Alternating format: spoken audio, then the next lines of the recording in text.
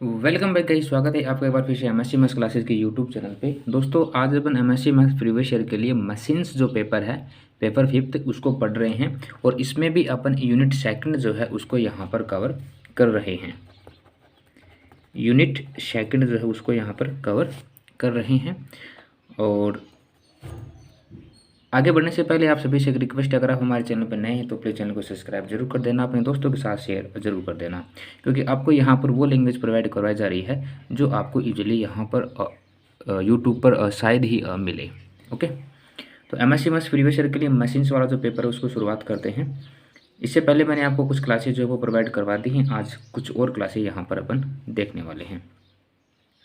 ये वाला जो क्वेश्चन है ये आपसे 2010, उसके बाद 12 और उसके बाद 15 में पूछा जा चुका है। इस चीज़ को भी ध्यान रखना है।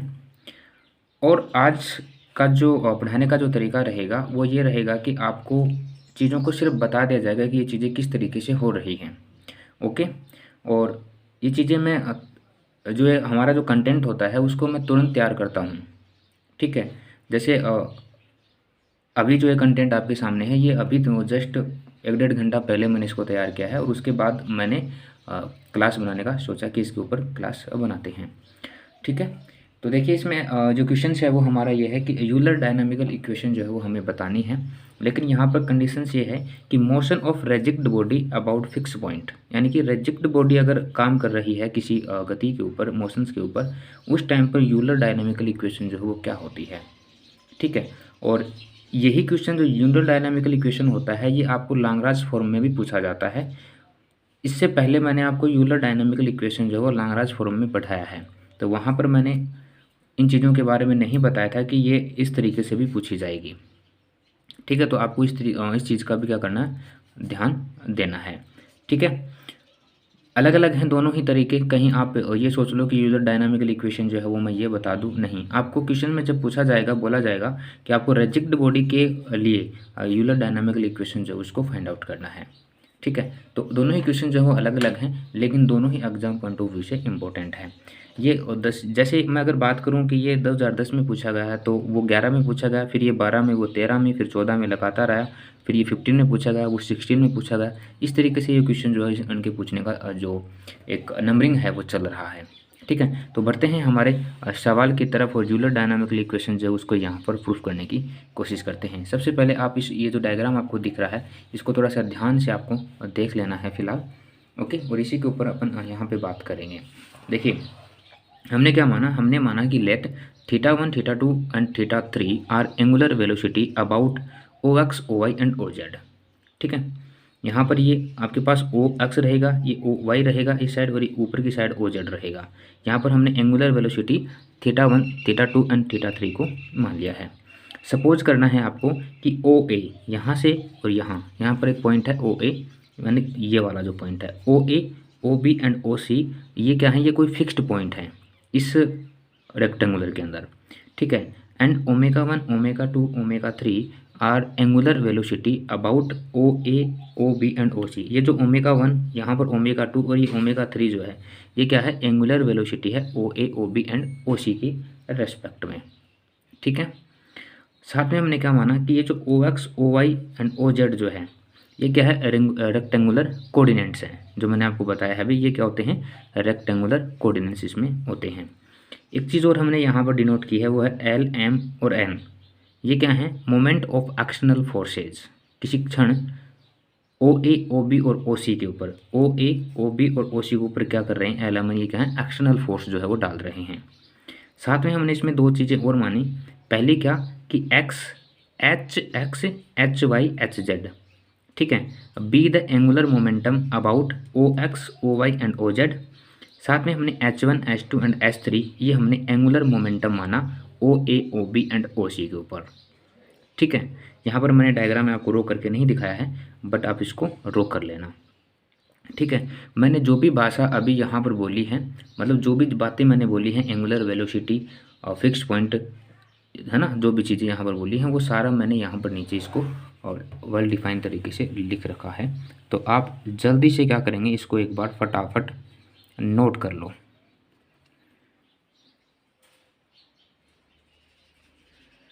ओके, इसको थोड़ा सा क्लियर करने की कोशिश करता हूँ, आप तब तक नोट कीजिए। यहाँ से लिखना स्टार्ट कर देना। Let θ1, θ2, θ3 are angular velocity about OX, OY and OZ। Suppose OA, OB, OC be the fixed axis about ω1, ω2, ω3 are angular velocity about OA, OB and OC। ठीक है, उसके बाद में आपको क्या लिखना है, let OX, OY, OZ be the rectangular coordinates। ये क्या है, rectangular coordinates हैं। LMN जो है ये are moment of external forces about OA, OB and OC। ठीक है, HX, HY and HZ be the angular momentum about OA, OB, OX, OY, OZ and H1, H2, H3 are angular momentum about OA, OB and OC। ठीक है, मैं इसकी PDF जो है वो आपको प्रोवाइड करवाने की कोशिश करूँगा अगर आप नहीं लिख पा रहे हैं तो। बढ़ते हैं नेक्स्ट पेज पे। ये हमारा नेक्स्ट पेज है, तो वहाँ से अगर ये सारी चीज़ें होती है तो हम क्या बता सकते हैं कि देन वी हैव एच, ये डॉट, इसके ऊपर डॉट लगा देना क्योंकि ये जो फंक्शन है इसका एक बार डिफ्रेंशिएशन होना है। H1, H2, H3, θ1, θ2 and θ3। ठीक है, तो यहाँ से हम अगर एच से एक्स की वैल्यू निकालेंगे तो वो कैसे निकालेंगे, H1 minus H2 θ3 plus H3 θ2। कैसे होगा, इस चीज़ को एक बार देखने की कोशिश करना। मैंने क्या किया, जैसे मैंने H1 डॉट की वैल्यू निकाली तो मैंने इसको छुपा लिया, इस वाली लाइन को। ठीक है, अगर मैं इस वाली लाइन को छुपाता हूँ तो आपको क्या करना है, H2 को H3 के साथ θ3 के साथ मल्टीप्लाई करना है और H3 जो है इसको θ2 के साथ करना है। ठीक है, और ये इस तरीके से आपको यहाँ पे लिखना है। इसको मैंने कोई नाम दे दिया इक्वेशन नंबर फर्स्ट। उसी प्रकार अगर मैं HY की मैं बात करता हूँ तो फिर क्या करना है आपको, सिंपली इसको छुपा लेना है बीच वाले को। ये जो आपको θ3 दिख रहा है यहाँ पे, इसको इसके साथ मल्टीप्लाई करना है H1 के साथ, और ये जो θ1 है इसको H3 के साथ करना है। ठीक है, उसी प्रकार आपको HZ की जो वैल्यू मिलेगी तो इसमें आपको लास्ट वाले को छुपा लेना है, इसको इसके साथ करना है और इसको इसके साथ करना है। ठीक है, और इस प्रकार हमने इक्वेशन नंबर फर्स्ट, सेकंड और थर्ड जो है यहाँ पर फाइंड आउट कर ली है। Okay, let XYZ be the coordinates of practical of mass m with respect to OA, OB and OC। हमने ऐसा मान लिया। ठीक है, कोई पार्टिकल्स था, कोई कण था, उसका मास क्या था, m था। किस रेस्पेक्ट में, OA एंड OB के लिए, OB एंड OC के लिए। तो उस कंडीशंस में हमारे पास एक मैट्रिक्स बनेगी, वो क्या होगी, XYZ। यहाँ पर ये डॉट प्रोडक्ट को ध्यान रखना है, ω1, ω2, ω3 XYZ इक्वल टू 0 होना चाहिए। यहाँ से अगर मैं इस x की वैल्यू निकालता हूँ तो वो कैसे निकलेगी, x dot is equal to, वही है, इसको छुपाना है। ठीक है, और इसको छुपा लेना है। अब आपको दिख रहा होगा ω2Z माइनस ω3Y, है ना। इसी प्रकार y और z की वैल्यू आपको निकालनी है। ये जो y डॉट है और z डॉट है, इसकी वैल्यू आपको निकालनी है। y में आपको इसको छुपा लेना है, z वाले में आपको इसको छुपा लेना है और क्रॉस मल्टीप्लाई कर देना है। ऊपर वाली लाइन इसको भी छुपाना है, ये जो दिख रही है ना, इसको भी। ओके, तो इसको हमने कोई नाम दे दिया equation number A, B and C। Now H1, यहाँ पर H1 जो है वो क्या है, moment of momentum. Moment of momentum क्या है, H1 है। H2 भी है, H3 भी है, लेकिन H1 की अगर मैं बात करता हूँ सबसे पहले, तो ये H1 जो है ये मोमेंट ऑफ मोमेंटम होगा अबाउट OA के लिए, यानी कि जो हमारी डायरेक्शन O है उसके लिए। तो उस कंडीशन में हमारे पास H1 जो है वो क्या होगी, sum of mass YZ dot minus ZY dot. ठीक है, ये हो जाएगा यहाँ से। यहाँ से अब अपने को क्या करना है, ये जो Z डॉट और Y डॉट जो है इसकी वैल्यू हमें रखनी है। तो now equation B and C, यहाँ पे आप देख रहे होंगे इक्वेशन B एंड C ये है। यहाँ पर हमें Y डॉट और Z डॉट की वैल्यू मिल सकती है। तो यहाँ से हमने क्या किया, ये जो Z डॉट था और ये Y डॉट था, इस पर हमने इस वैल्यू को पुट किया इक्वेशन B एंड C से उठा करके। ठीक है, तो सम ऑफ मास Y जो है ये वाला, ये एडी सच रहेगा, Z डॉट की वैल्यू ये है, माइनस ये वाला जो Z है ये एडी सच रहेगा, और Y डॉट जो है इसकी वैल्यू ये रहेगी। अब क्या करना है, ये जो y है इसको अंदर मल्टीप्लाई कर देना है। सिमिलरली ये जो z है इसको अंदर मल्टीप्लाई कर देना है। ठीक है, तो जैसे ही अपन इसको अंदर मल्टीप्लाई करेंगे तो हमारे पास ये वाली जो लाइन है y² ω1 minus XY ω2 minus ZX ω3 minus Z² ω1 आ जाएगी। ओके, ये सम ऑफ चल रहा है सभी के इक्वल में। आप एक चीज़ यहाँ पे ध्यान देंगे कि यहाँ पर ये जो फंक्शन है और यहाँ पर ये जो फंक्शन है, इनमें से मैंने ओमेगा 1 कॉमन ले लिया, तो मेरे पास Z square sorry Y square minus Z square बचा, माइनस यहाँ से ये जो एक्स वाई है और ओमेगा 2, यहाँ से जेड एक्स और ओमेगा 3 एज दिस एज यहाँ पे हमने इसको लिख दिया है। ओके, अब हम क्या करेंगे देखना, इसको थोड़ा सा अरेंज वे में अगर मैं लिखूं तो इसको इस तरीके से लिखा जा सकता है, h1 equal to this will. Arrange किया है और बाकी कुछ नहीं किया है। अरेंज में भी मैं आपको बता दूं, ये जो सिग्मा एम था इसको अंदर मल्टीप्लाई किया है, जो हमारी पीछे वाली जो कंडीशन थी उसमें से हमने सिग्मा एम को सभी के साथ अंदर मल्टीप्लाई किया है। यहाँ पर भी कर रखा है सिग्मा एम, यहाँ पर भी कर रखा है। अब इसको मैं क्या लिख सकता हूँ, h1 equal to A omega 1 minus F omega 2 minus E omega 3, जहाँ पर ए ई और एफ की जो वैल्यू है वो हमने ये मान ली है। ठीक है, ये जो हमारा ऊपर था ये वाला फंक्शन, ये वाला और इसे आगे वाली ये वाले टर्म्स, इसमें हमने इसको ये बता दिया है। ठीक है, यहाँ पे कैलकुलेशन को थोड़ा छोटा करने के लिए इसको ये चीज़ बोल दी गई है।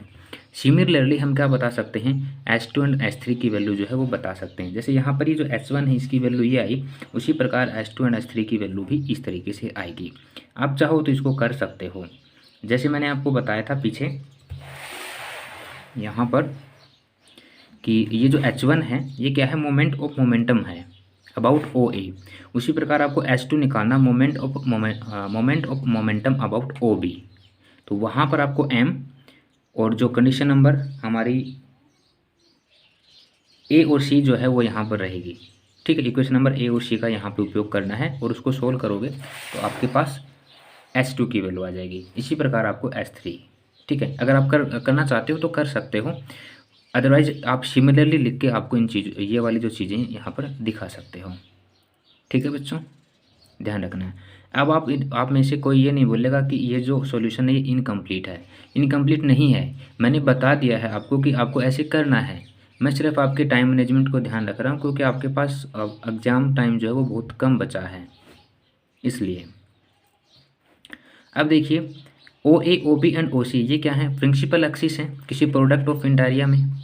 तो इनकी वैल्यू अगर जीरो हो जाए, OA OB OC इनकी वैल्यू अगर जीरो हो जाए तो उस कंडीशन में E F और D की वैल्यू भी जीरो होगी।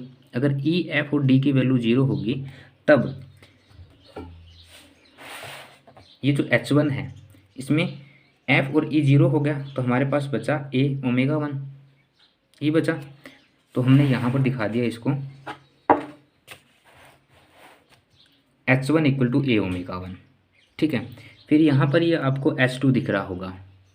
ठीक है, इसमें मैंने आपको बताया कि D और कौन सा काम आ रहा है, D और F आ रहा है। तो D और F फिर से जीरो है, तो D और F जीरो हो गया, तो हमारे पास B ओमेगा 2 बचा। तो यहाँ पर देखना ये जो H2 आपको दिख रहा है ये क्या हो जाएगा, B ओमेगा 2 हो जाएगा। ठीक है, उसी प्रकार ये जो H3 वाला फंक्शन है इसमें E और D फिर से जीरो हो जाएगा, तो यहाँ पर H3 की वैल्यू क्या बचेगी, C ओमेगा 3। तो यहाँ पर H3 की वैल्यू C ओमेगा 3। हमने क्या किया, इसका एक बार डिफ्रेंशिएशन कर दिया, H1 H2 एंड H3 जो है इसका एक एक बार डिफ्रेंशिएशन कर दिया, तो डिफ्रेंशिएशन से हमें ये वाला फंक्शन मिल गया। ठीक है, अब अगर हम सपोज कीजिए कि अगर OA OB एंड OC ये जो हैं ये कौन साइड होते, OX OY एंड OZ के, तो उस कंडीशन में हमारे पास HX की जो वैल्यू है वो कुछ इस तरीके से होती, H dot X is equal to, ये X जो इसके बेस में है, ध्यान रखना बेस में, ठीक है, यहाँ पर कहीं पे, equal to H1 dot minus H2 omega 3 plus H3 omega 2। ठीक है, इसको मैंने क्या मान लिया, L मान लिया, इसको L मान लिया। ये जो प्रोसेस है ये सेम एज दिस एज रहेगा। यहाँ पर मैंने क्या किया, यहाँ पर मैंने H1 dot and H2 and H3 की वैल्यू इस कंडीशंस में, इस इक्वेशन में पुटअप कर दी। अब ये वाली वैल्यू जो है ये और ये value H2 and H3 and H1 और डॉट की वैल्यू हमें कहाँ से मिलेंगी, तो देखो ये रही, ये H2 एंड ये H3 है और ये H1 डॉट की वैल्यू है। ठीक है, इसको हम इस इक्वेशन में थोड़ा सा क्या करते हैं, सावधानी से पुट कर देंगे। पुटअप करने के बाद में थोड़ा सा क्या करेंगे, इसको सोल्व करेंगे। सोल्व करने के बाद में हमारे पास L equal to A omega 1 dot minus B minus C omega 2 omega 3 जो है यहाँ पर मिलने वाला है। ठीक है, अब आपको क्या करना है, सिमिलरली, या तो आप सिमिलरली बता सकते हो या फिर आपने क्या करना है, यहाँ से एच वाई निकालना है। तो H dot Y equal to H two dot H one omega two, नहीं, यहाँ पे एच टू लेंगे, यहाँ पे एच टू लेंगे, ठीक है। तो यहाँ से आपको एच वाई की वैल्यू और एच जेड की वैल्यू जो है ये इस तरीके से, ठीक है, निकाल लेनी है। और निकालने के बाद वैल्यूज रखोगे आप, जैसे जैसे आप वैल्यूज रखते जाओगे आपके पास सॉल्यूशन जो है वो आता जाएगा। और आपके पास दो इक्वेशन जो है वो और आएंगे, वो मैं आपको बता देता हूँ यहाँ पे। जैसे पहली इक्वेशन जो एल इक्वल टू आई, दूसरी जो है वो आपके पास आएगी M equal to B omega two dot minus C minus A omega three omega one, ठीक है। और एक और मैं यहीं पे कर देता हूँ, देखो यहाँ पे कर रहा हूँ, ठीक है। N equal to L M और एन मान लिया इसको, C omega three dot minus A minus B omega one omega two, ठीक है। तो ये जो एल एम और एन, ये जो तीनों कंडीशंस हैं, ये क्या है, यूलर डायनामिकल इक्वेशन है, ठीक है। ओके, तो मैंने आपको होमवर्क भी दे दिया है और साथ में मैंने आपको तरीका भी बता दिया है। आपको H1 H2 एंड H3 की वैल्यू निकालनी है। उसी प्रकार आपको H X dot H X Y dot H Z dot की वैल्यू भी खुद से निकालनी है। एक एक वैल्यू मैंने आपको निकाल के बता दी है, आप खुद से इसकी वैल्यू निकालोगे तो आपको समझने भी और आसानी हो जाएगी।